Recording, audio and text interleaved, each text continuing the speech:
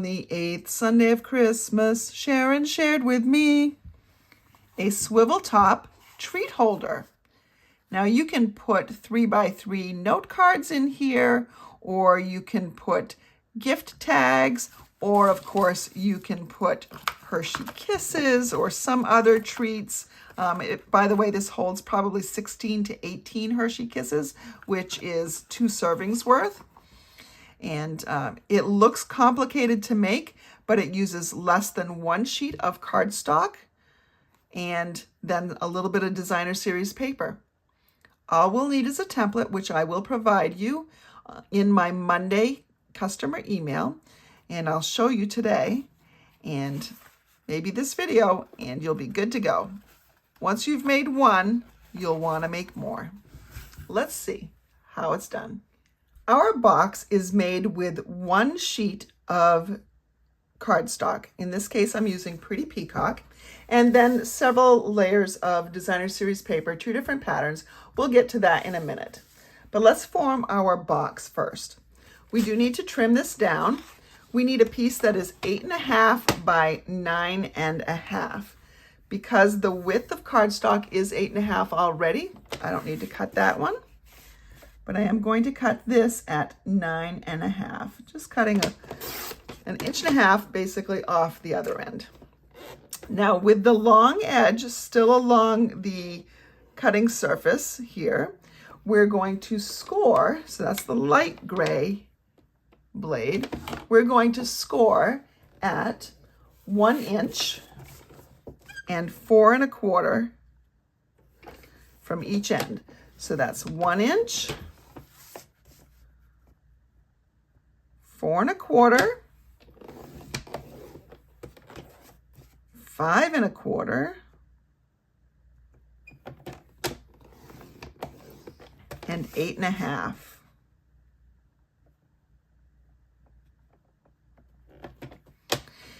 And then we will turn it, and we're going to score 1 inch in from each side and then halfway down the middle. So if you're just keeping it on one single track here, you're going to score it at 1 inch, 4 1/4,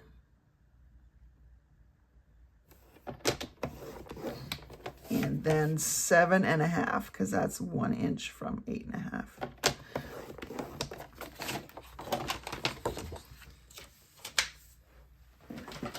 I'm going to provide the template for you, and that will help you. And I like to determine what parts I'm going to cut off and mark them with an X so that I don't get confused when I'm turning and cutting. So your template is going to show you to cut off when this is in portrait position. So this is the long side, this is a slightly shorter side. You're going to cut off this square, this rectangle, and this. So on the bottom of your paper, you're going to cut off both corners and then this left rectangle. And on the top, you're going to cut off this corner and this rectangle. And that's all we're going to cut off.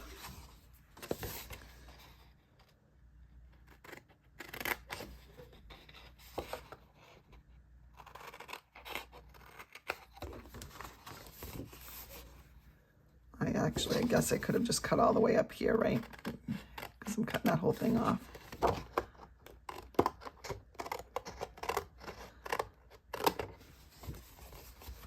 We're going to cut straight up on that score line. And we're going to cut this one off too because it's got an X on it. Sometimes after you've been cutting or you've started cutting, it's a little hard to remember which orientation your paper is supposed to be in. And so that's why I really suggest marking those X's. Doesn't take much extra time, but it will save you a lot of headaches. So I'm cutting off these 2 sections because they're marked with an X.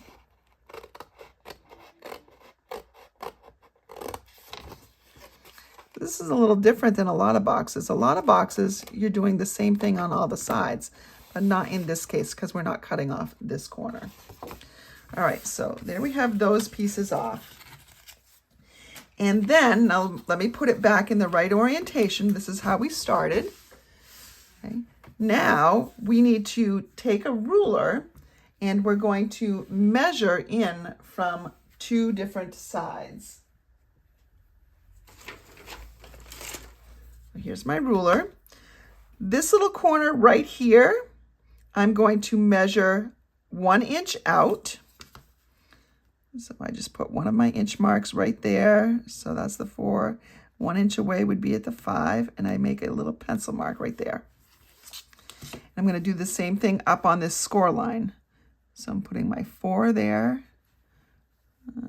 You may want to burnish your fold lines. I usually do it afterwards, but okay. So, and then I'm going to connect these 2 tick marks with a line. And I'm using pencil so that I can erase it afterwards. Let me see if I can show you. See? So this point is 1 inch from this corner, and this point is 1 inch. I find it's a little bit easier if you cut on this one first, and then you cut up. It really doesn't matter though. If you see any pencil left, just go ahead and erase it. We're going to do the same thing up here. I'll put my ruler right up there. And here's an inch over. And here's an inch down right on that score line. And then I connect the 2.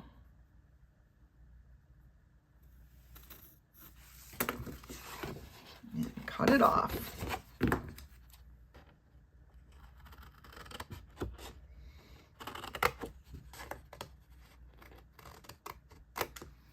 There we go. And I see a little pencil mark still left, so we'll just erase that. All right. Let's start back with the orientation that we started with. So now we have a couple other places that we just have to make cuts, but we're not cutting things off. So on this flap right here, we're going to miter this flap.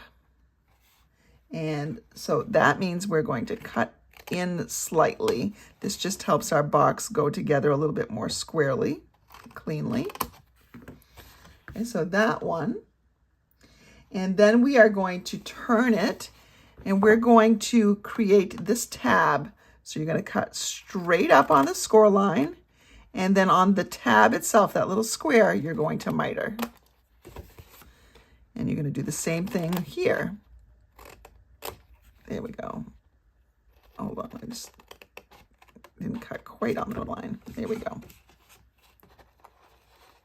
Get that little piece off. Where are you? Okay, there we go. And then over here, we're not doing anything to this one, but over here we're going to do the same thing that we did for that middle tab. We're going to cut up and we're going to miter on this square. So these 2 pieces do not get mitered at all. It's just these little parts. Right, now we're going to turn it and address this flap right over here, and we're going to do the same thing. We're going to cut straight up, and we're going to miter the tab. Just take a little bit off. So that finishes the parts that we're really cutting off. We do have 2 more cuts to make, and that's this cut and this cut. And that's really going to separate the outside of our box from the inside of our box. This 1 little inch here is all that's going to keep these 2 pieces together. This is your outside of the box, and this is going to be the inside of your box. Let's go ahead and burnish on all the score lines. Make sure we get nice, crisp folds.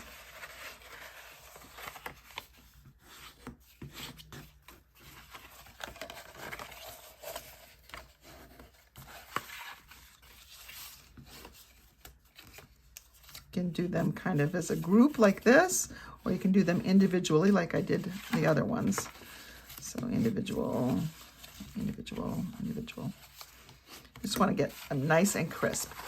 All right, so remember, this is going to be the inside of our box. You need to pick what's going to be the top and what's going to be the bottom, and it doesn't really matter as long as it's consistent. So this is just going to fold right up. Now, if I want this to be the top of my box, then I want to make sure that both this rectangle and this rectangle are on the outside. So all the other tabs get put inside. All the other tabs get put inside. So when your box is together, you're not seeing a rough edge here or here, that which is the front of your box. I mean, you will see it on the back, but again, it should go nicely together. So let's put this together. Remember, I want this tab and this tab to be the outside. You're not going to see it. So if I go front and front, okay, you're not going to see it if you mark the inside because it's not a box that opens up completely. We're going to put these tabs in and fold them up to the edges. Let's glue them now. We're just starting to form our box. And let's put some glue right in here. I'm going to fold this up so that this edge meets this other edge very nicely, nice and square. And so let me show you what that mitering that we did before did on that tab. So sometimes if you don't miter, then this tab top might stick over the top a little bit here. And that's why we miter it, so it's nice and clean, nice and neat and clean. Now, if you're not a glue fan, then you can certainly use something like tear and tape or Seal Plus. You want something that's going to be pretty sturdy and rugged. I personally like the glue because it gives me some wiggle room, some time to get it right. And remember, this is the outside. These are the two I marked. I want those on the outside, which means I want these other flaps to go on the inside. So let's go ahead and put this in here.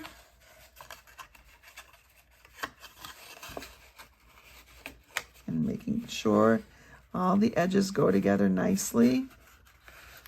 And then I'm going to put some glue right on this one.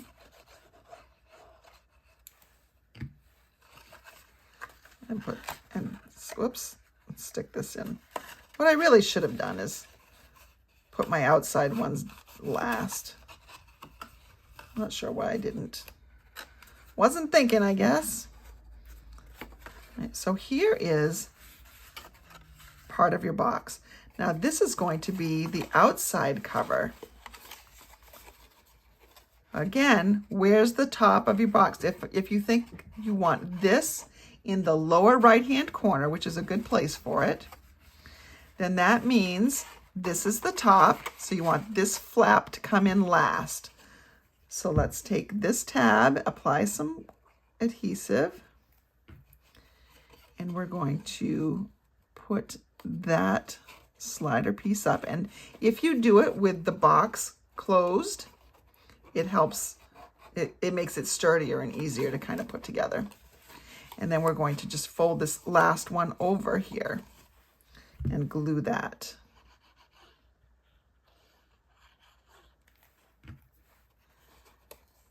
This may seem a little complicated. It is not. Give it a shot. You're going to find that it's pretty easy to do. Just take it step by step. Now we need to decorate, but this is what the box does. Okay. Opens and closes pretty easily. All right, so now let's decorate. You are going to need 4 pieces of 3x3 paper. And you can use the same design or you can use different designs. I'm going to choose to use this one out here. And then this one on the inside. So the inside ones are very easy to put on. You don't have to do any cutting at all. Let's go ahead. Now, remember this corner down here, when this folds down, this little triangle comes down here, which means that's the bottom right. So if you have directional paper, keep that in mind. This is pretty paper. This is the Sentimental Christmas. And you can do it on the back side as well. Let's decorate the whole box, shall we?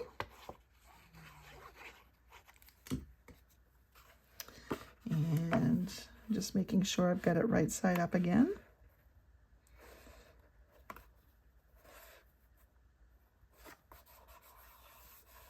There we go.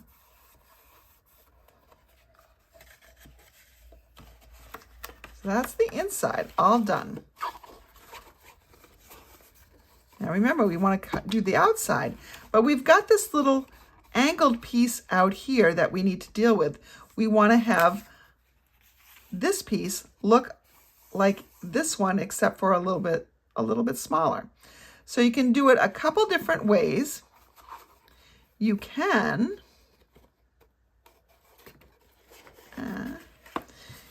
put this so that it is even with both edges, and then just clip this up. This is what I found the easiest way.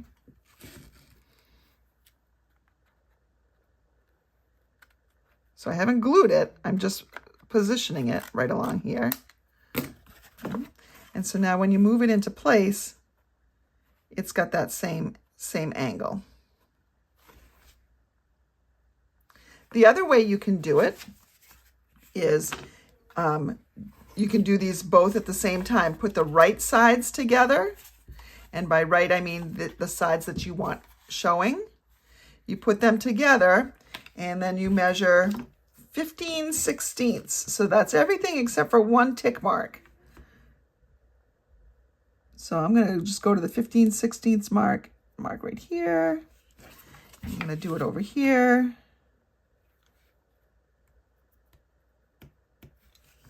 And then I'm going to connect those to, oops, I didn't quite connect them. There we go. So I'm off a little bit because my scissors weren't cutting very well.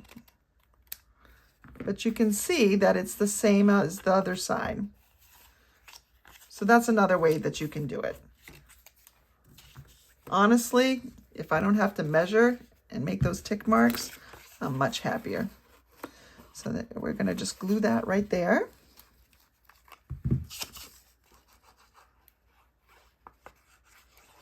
And I know most of you are the same way. Like 15/16, nobody wants to do that. So don't. All right, I'm just going to get that centered here. And then I'm going to do the same thing on the other side. And so because we had them back to back, you're really cutting off the opposite corner, which is what you want. Front to front, I guess, is how we actually had them arranged, right? So here we're going to put this right in here, slide it into place because we've got the glue we can. It looks a little bit different over on this side because of the way the stripes and the paper are working. But that's my back anyways, so that's good. So here is our box. And now we just need to finish decorating it. If you want, you can bring in 2 pieces that measure 3/4 of an inch by 3, and that would go on these 2 portions. And then you can cut some pieces that go over here. Now, if you have directional paper, the directions are going to matter here. You want to have this facing up.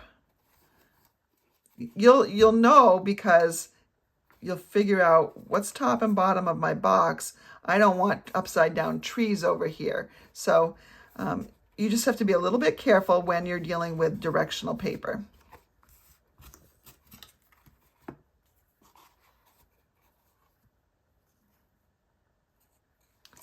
So, whoops, we want it this way, right? Well, let's go ahead and do that. I don't have directional paper, so it doesn't really matter. You're not going to see all the sides together anyway. If you'd like a little bit less of a border, you could, instead of at 3/4, you could make this 7/8 of an inch wide. But this kind of mimics the border that's on the front. So there's one. And then we can do the spine here. Doesn't really matter.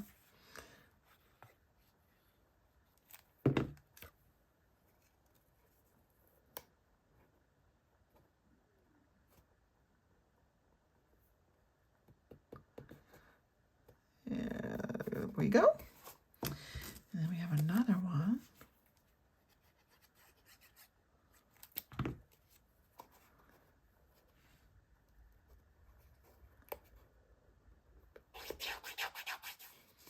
And if you want to put this on this side, you can.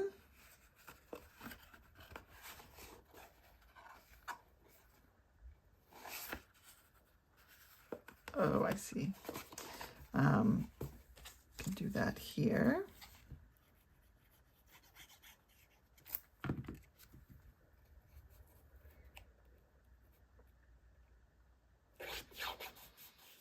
So when it's closed, all the sides are decorated. Now, what about when it's open? When it's open, we still have this other side. So if you cut one more that's 3/4 of an inch by 3, you'll be all set.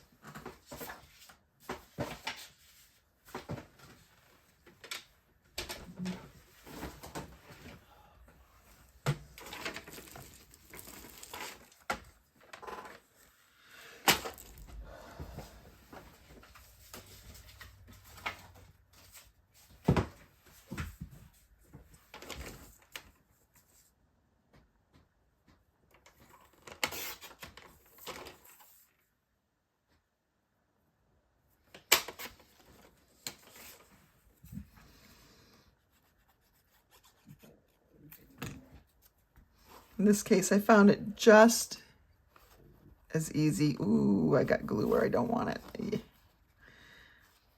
And that could be problematic, so be careful when you're applying this one. I'll take an adhesive remover and make sure that that's not sticky before we're done. You can also take an embossing buddy and rub it over there because that'll put the powder on top and make it not sticky.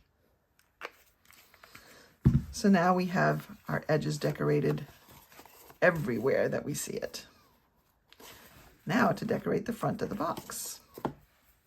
I've gone ahead and brought in my Stylish Shapes dies, which I use a lot, and die cut a piece of basic white using the 3rd largest circle.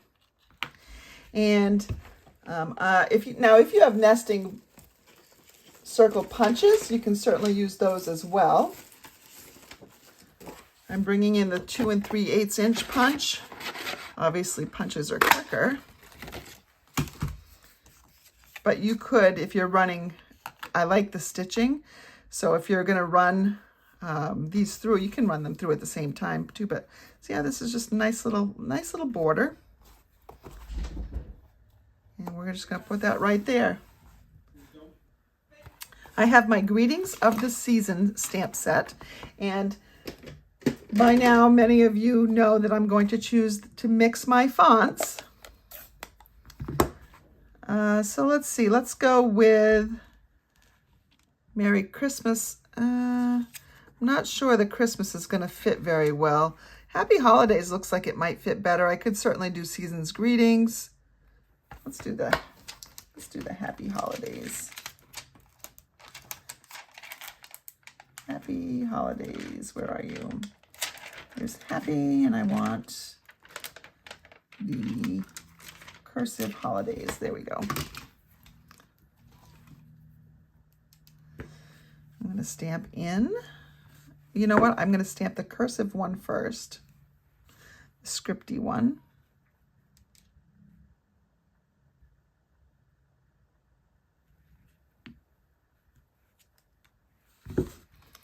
And then maybe do the happy right off to the side. Happy holidays. Adhere these two together. And of course we need to put some gems on, don't we? Put something sparkly on here for fun.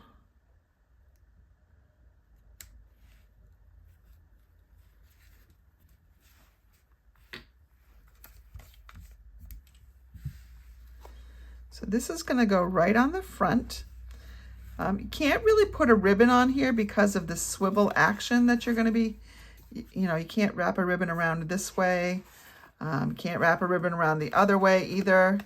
So if you're going to put a ribbon on, it's just going to have to be a bow that kind of lives underneath this. But I think there's enough going on here. We don't need anything else. But we do need something festive to bling it up.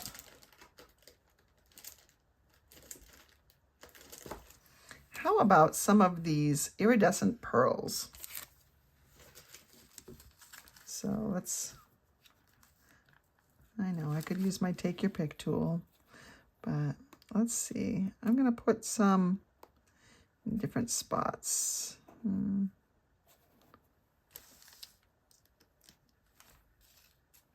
Where'd it go? Here it went. And then a little one maybe right up here. There we go. Just a little something. Looks like this one's coming off that that little H swirl. Could probably put it in for the O as well, but that's good for me, I think. We need some dimensionals to just pop this off that box top.